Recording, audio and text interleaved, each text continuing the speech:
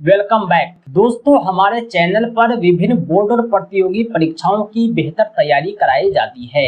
PDF और printed notes उपलब्ध कराए जाते हैं। बीपीएससी टीआरई 2.0 सीटेट दिसंबर 2023 और बहुत सारी परीक्षाओं के लिए, विशेष रूप से ऑल टीचिंग एग्जाम प्रिपरेशन के लिए आप हमसे जरूर संपर्क करें। हमारा संपर्क सूत्र है 7631314948।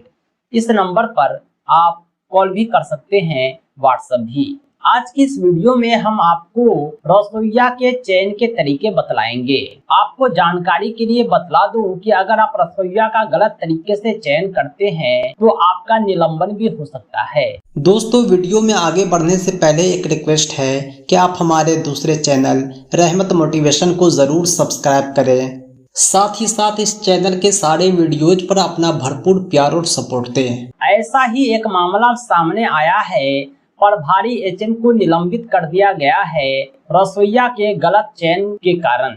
गलत तरीके से इन्होंने रसोइया का चयन किया, मामला हाईलाइट हुआ, यहाँ तक के प्रभारी एचएम की निलंबती भी हो गई। आइए जानते हैं क्या है मामला। साथ ही साथ हम आपको रसोइया के चयन के तरीके भी बतलाएंगे ताकि आप अपने विद्यालय का भी मुआयना कर सकें कि आपके विद्यालय में रसोइया का चयन क्या सही तरीके से हुआ है। आइए वीडियो की शुरुआत करते हैं। दोस्तों, ये मामला जो है पुपली का है, सीतामढ़ी डिस्ट्रिक्ट है, रुन्नी सैदपुर प्रखंड है। विद्यालय में कार्यरत रसोइया सह सहायक का चयन विद्यालय शिक्षा समिति के सचिव के रूप में करने पर तिलक शाह मध्य विद्यालय पुपली के प्रभारी एचएम को डीपीओ स्थापना ने निलंबित कर दिया है। एक होते हैं रसोइया जिसका काम है खाना बनाना, सह सहायक इसका काम रसोइया के साथ साथ सहायक का भी होता है। विद्यालय की साफ सफाई और भी बहुत सारे काम इसको दिए जाते हैं। उसके चयन के लिए अनिवार्य है कि आप विद्यालय शिक्षा समिति की बैठक बुलाएं, जिसमें विद्यालय प्रबंधन समिति के सचिव अध्यक्ष की भी उपस्थिति होगी। सबके आपसी सहभागिता से ही किसी रसोइया का चयन किया जाएगा। ध्यान रहे कि यह रसोइया किसी और पद पर कार्यरत न हो।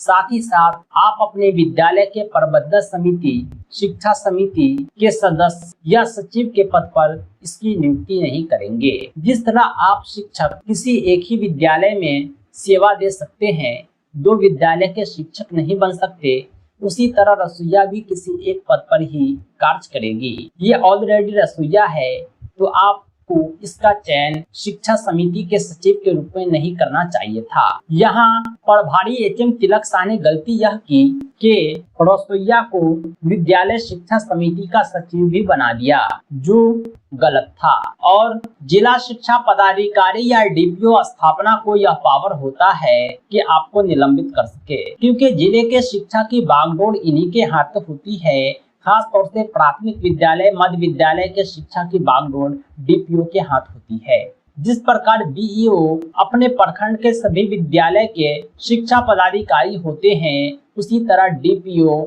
जिले के सभी विद्यालय के शिक्षा पदाधिकारी होते हैं। डीपीओ स्थापना ने कहा कि रसोइया मुन्नी देवी का चयन विद्यालय शिक्षा समिति के सचिव के रूप में किया गया, जो एचएम के नियम विरुद्ध है। यह एचएम के नियम विरुद्ध कार्य करने की प्रकृति को दर्शाता है। एचएम को चाहिए था कि वह रसोइया मुन्नी देवी का चयन विद्यालय शिक्षा समिति के सचिव के रूप में न करे। जांच प्रतिवेदन में प्रथम दृष्टवा प्रभारी एचएम दोषी पाया गया। डीओ के आदेशानुसार प्रभारी एचएम राकेश कुमार झा को निलंबित करते हुए विभागीय कार्यवाही के अधीन रुन्नी सैदपुर बीआरसी पर सेवा देने का निर्देश दिया गया। जब किसी का निलंबन होता है तो उसे सेवा से मुक्त कर दिया जाता है, लेकिन उसे विद्यालय के बदले कहीं और सेवा देने का अवसर दिया जाता है। इस अवधि में उसे काफी कम वेतन मिलता है, जिसका चर्चा हमने आपको किसी एक वीडियो में किया था जो निलंबन से संबंधित था। निलंबन के क्या क्या नियम होते हैं, ये सब अगर आप जानना चाहते हैं तो हमारे उस वीडियो को जरूर देखें। उस वीडियो का लिंक आपको